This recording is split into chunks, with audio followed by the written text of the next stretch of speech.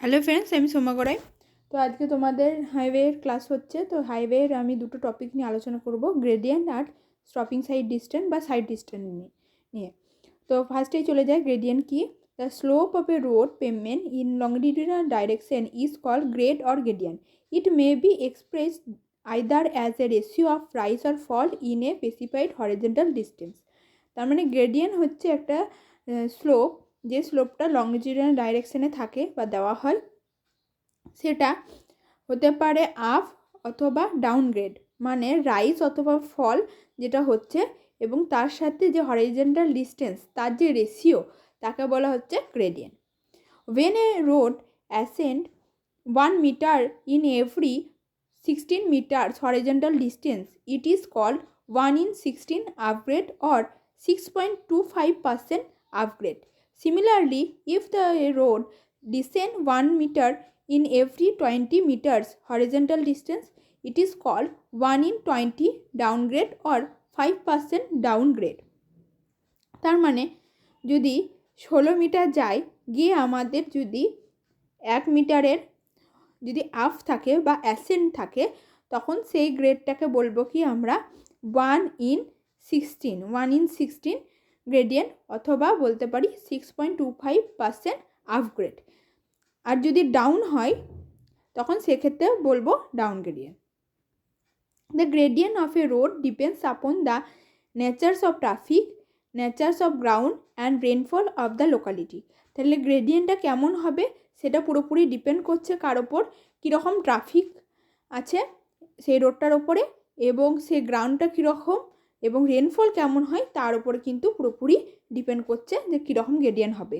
ঠিক আছে। The various type of gradient depend upon the stiffness of road pavement আর as follows.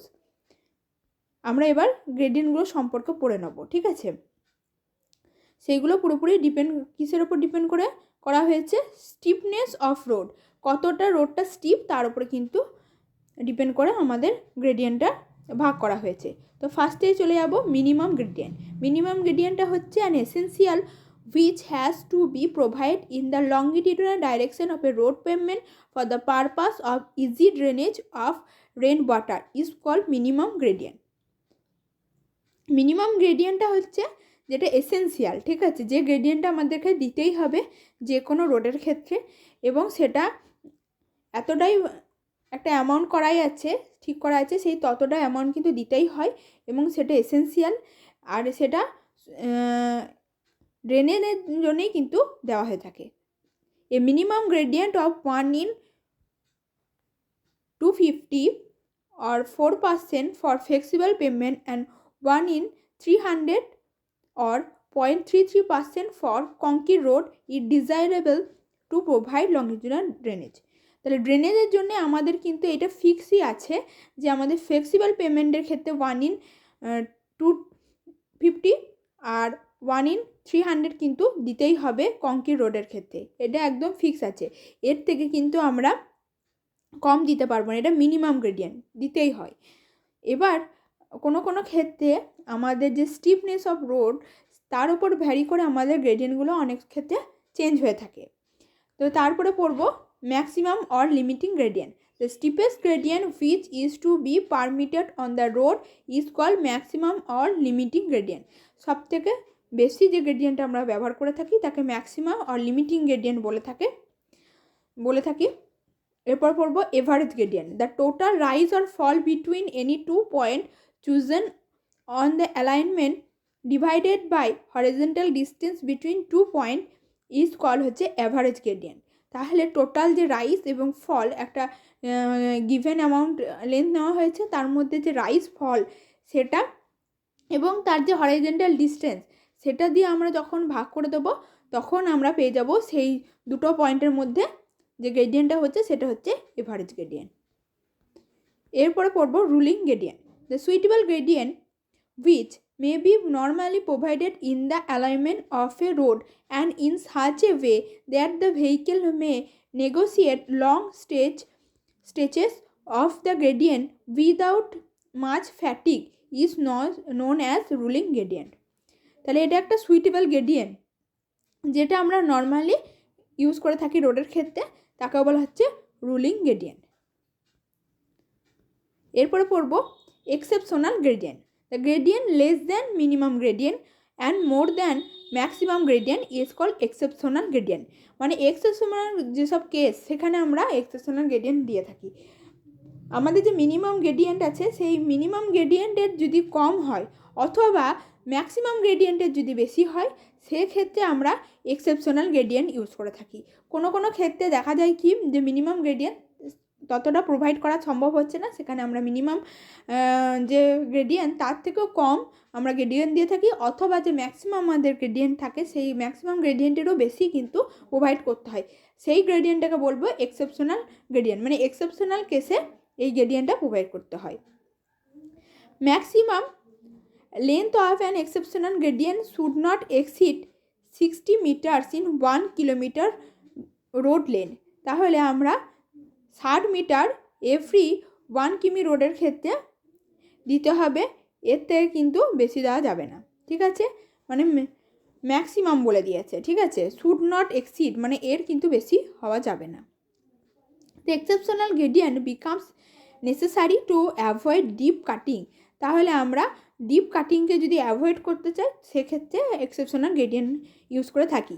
The stretches of exceptional gradient should be separated by a minimum length of 100 metre with limiting or flatter gradient. তাহলে আমরা minimum যে লেন্থটা থাকে সেটা আমাদের 100 metre হয়ে থাকে এবং লিমিটিং অর ফ্ল্যাটার গ্রেডিয়েন্টের ক্ষেত্রে। ঠিক আছে, এরপরে আমরা একটা কি পড়ে নেবো, একটা ছক পড়ে নেবো যেখানে আমাদের টাইপ অফ টেরেন দেওয়া আছে, মানে প্লেন, হিলি, স্টিপ টেরেন। ঠিক আছে, হিলির থেকেও যদি বেশি হয় তখন আমরা স্টিপ বলে থাকি।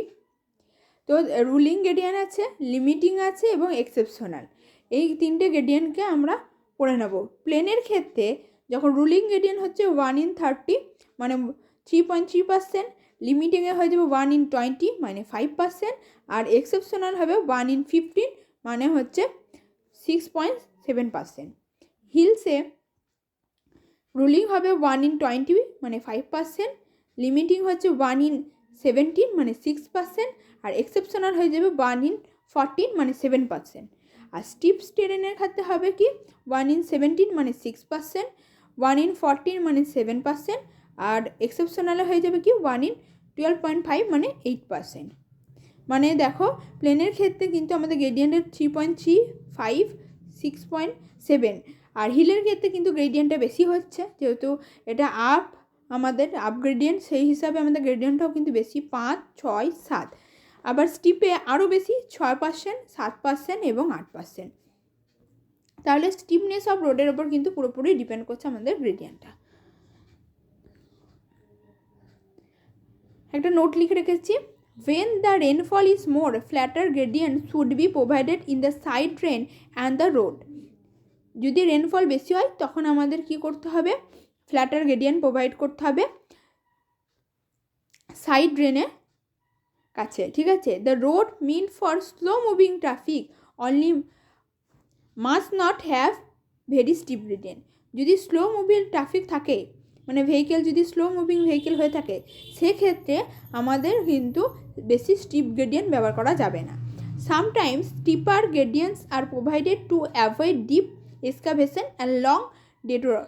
তাহলে সামটাইমস আমরা স্টিপার গ্রেডিয়েন্ট ব্যবহার করে থাকি কি যদি ডিপ কাটিং হতে পারে মানে ডিপ এক্সকাভেশন করতে হয় সেক্ষেত্রে আমাদের কি করতে হবে, স্টিপার গ্রেডিয়েন্ট প্রোভাইড করেই দিতে হয়, কারণ আমাদের যে রোডটা হবে কি টাইপ হবে কি টেরেন হবে সেটার উপর কিন্তু পুরোপুরি ডিপেন্ড করে থাকে।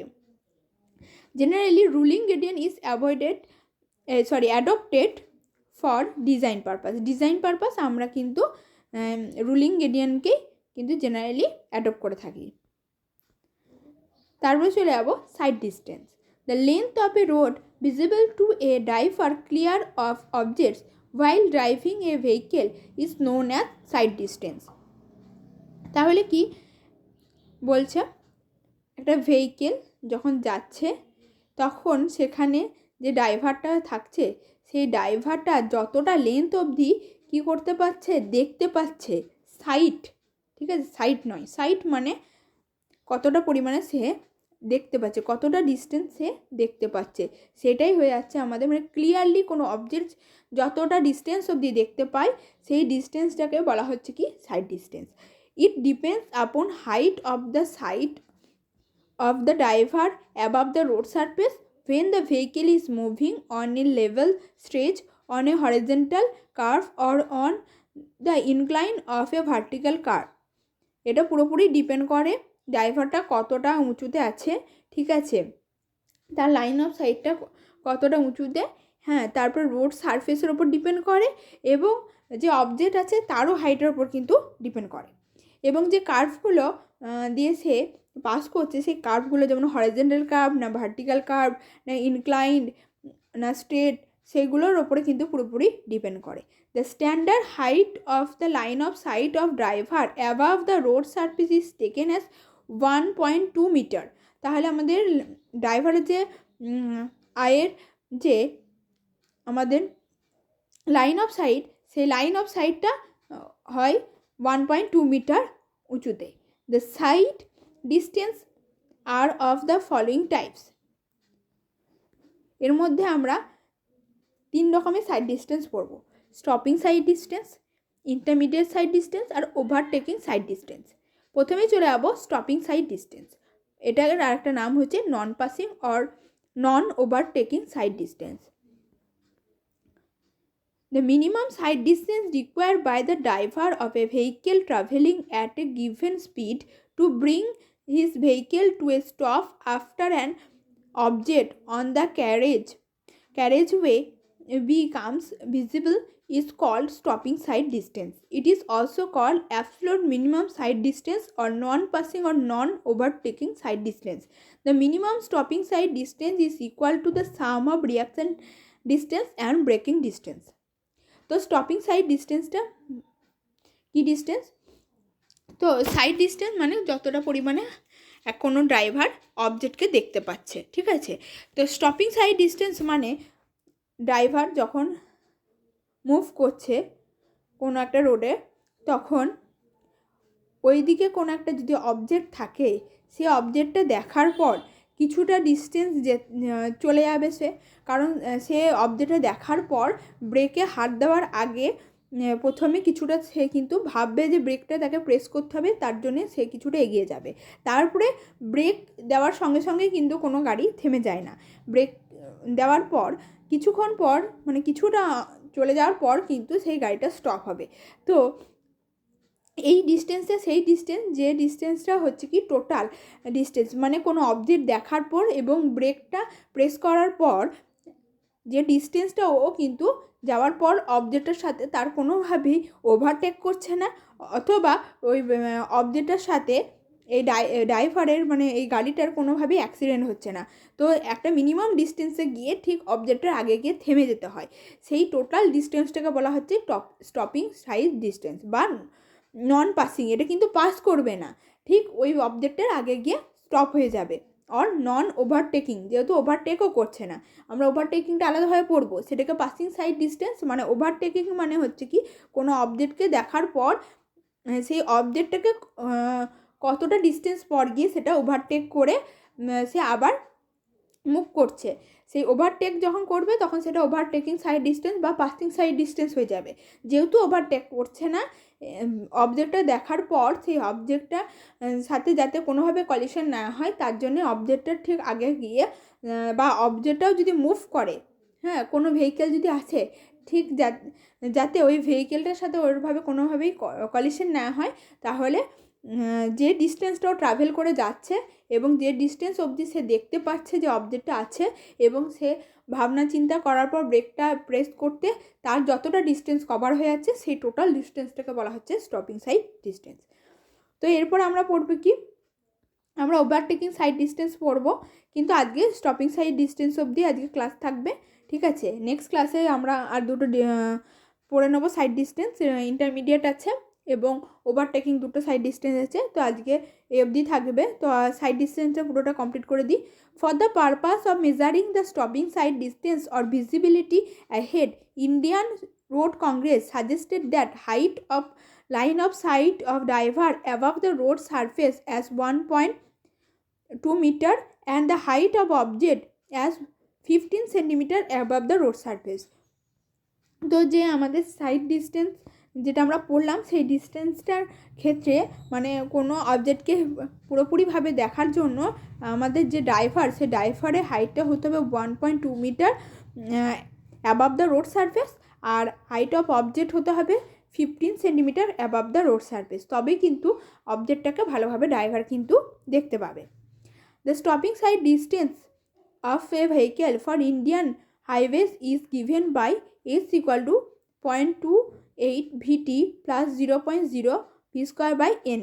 এটা অনেক জায়গায় 0.278 VT থাকে, ঠিক আছে, plus v square by 254 F, ঠিক আছে। এই ফর্মুলা দিয়েও কিন্তু হয়, যেহেতু এখানে এন মানে এখানে এন তো না, এটা ইটা মানে এফিসিয়েন্সি অফ ব্রেকটা পার্সেন্টেজে দেওয়া হয়েছে বলে এই মানটা এরকম দেখাচ্ছে, ঠিক আছে। তো আমরা যে ফর্মুলাটা লিখে দিলাম সেই ফর্মুলা দিয়েই কিন্তু করে থাকি, ম্যাথ করে থাকি বা সাধারণত দেখে থাকি, সেই জন্য ওই ফর্মুলাটা আমি লিখে দিলাম।